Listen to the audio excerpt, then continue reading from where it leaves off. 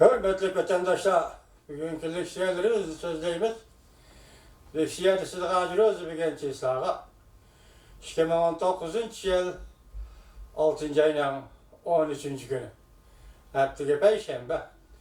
Leksiyelerinin mavzusu tüvendikçe.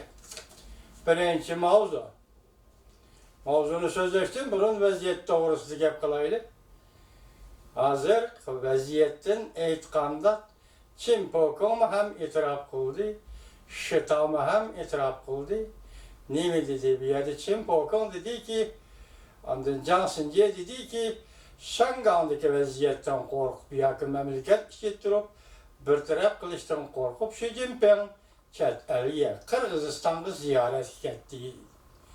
İkincisi şıta dedi ki, andın Johnson diye yani Çin şıta dedi ki hazır haberde ne mi dedi? Şangay Demokratya Fronti, Demokratlar Fronti. 6. ayının 16. günü yana zor kölemlik bir katım namoyiş teşkillemekçi buluvatıdı dedi.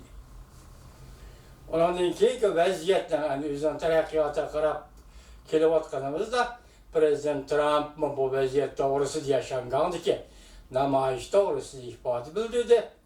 İfade bildirip dedi ki ben bunda zor kölemlik namoyishni ko'rib bakmagan ekanman. Ko'zim ekildi. Biz shundan munosabatlik leksiyalarni tamomlashtiramiz, hurmatli vatandosh. Endiki mavzu Prezident Trump mening ko'zim ekildi dedi. Bu men ko'rib o'tgan intayin zo'r namoyish deb ko'rsatdi. Mavzuli xabar 6. ayning 12. kuni Amerika ovozining Xitoy tili programmasi e'lon qilindi. Xabar mundaq boshladi. Şangay kralları koçağı çıkar, namoyish qilib, namoyish o'tkazib,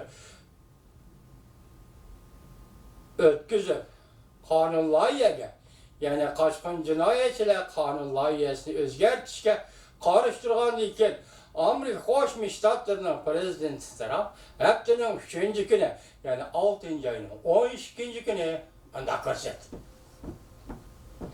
Ben milyon kişinin zor kölemde namoyish qilganligini gördüm. Bu namoyish men ko'rgan eng zo'r namoyish bo'ldi. Prezident Trump Şangay xalq bilan Jungo hukumatini bu masalani hal qilishini umid qildi. O'xshashda bir vaqtda Angliya hukumati Şangay hukumatiga o'zgartish, ya'ni qonun o'zgartish to'g'risidagi qonun loyihasini vaqtda to'xtatishga murojaat qildi. Endi har qanday o'zgartish qonun loyihasi Jungo Angliya birlashma bayonotida kafolatlantirilgan huquqlar va erkinlikka hurmat qilishi lozim deb ko'rsatdi Angliya.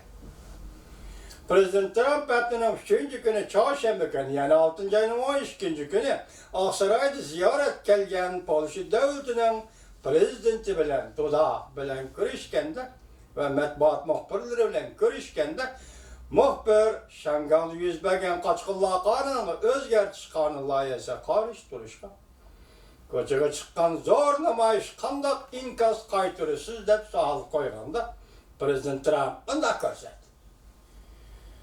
Şangayda zo'r ko'lamlik namoyish yuz berdi. Men bugun ko'rdim. Rostla 1 milyon odam qatnashgan zo'r ko'lamlik namoyish yuz berdi. Ko'pchilik bu namoyish men ko'rib o'tgan zo'r ko'lamlik namoyishdir. Jungo bilan Şangayning eng oxirida bu masalani hal qilishini umid qilaman. Men namoyishning sabablarini bilaman. Ularning bu masalani hal qila oladiganligiga ham ishonaman. Masalan, Jungo bilan Şangayning birlishi bu masalani hal qila oladiganligiga ishonaman. Men Şangay hukumatining Jungo bilan birlikda bu masalani hal qilishini umid qilaman. Bundan biron Oqsaroyning maslahatchisi kelib matbuotga bunday ko'rsatdi.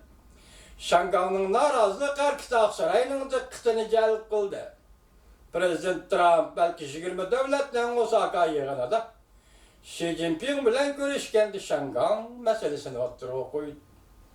Yana bir tarafdan Angliyaning vaziri Theresa May haftaning 3. kuni parlamentga bunday dedi. Şangalda Qaçqınlar Qanunu özgərtiş layihəsi 1984 yılı ilan qılınğan Cungo Angliya Birləşmə Bayanatı da belgelənən hüquqlar və erkinlik hörmət qilishi lazım. Biz bu layihənin yoşurun təsiriga diqqət qılıbatımız. Bulubmu Şangangda, Hong Kongda nurg'unlagan Angliya fuqarolari var. Lekin hamada mühim şu ki Şangang'ın bu ötközüp berişni o'rinlashtirishi ya qonunni o'rinlashtirishi Cungo Angliya Birləşmə Bayonotida belgilangan huquqlar va erkinlikka hurmat qilishi lazım. Angliyaning tashqi ishlar vaziri Hunter haftaning 3-chi kuni Twitterda fikr qoldirib, Cungo Angliya Birləşmə Bayonoti qonunluq cheklash kuchiga ega. Bu yana mundaq ko'rsatdi, hozir Shangang hukumati o'zini tutib olib, o'ylanadigan bir paytda turibdi. Cheklash kuchiga ega Birləşmə Bayonoti kapolatlantirilgan huquq erkinlik yuqori darajada o'zini o'zi boshqarish Shangangning muvaffaqiyatlari uchun muhimdir. Biz Birləşmə Bayonotda kapolatlantirilgan huquqlar va erkinlikni qo'llaymiz.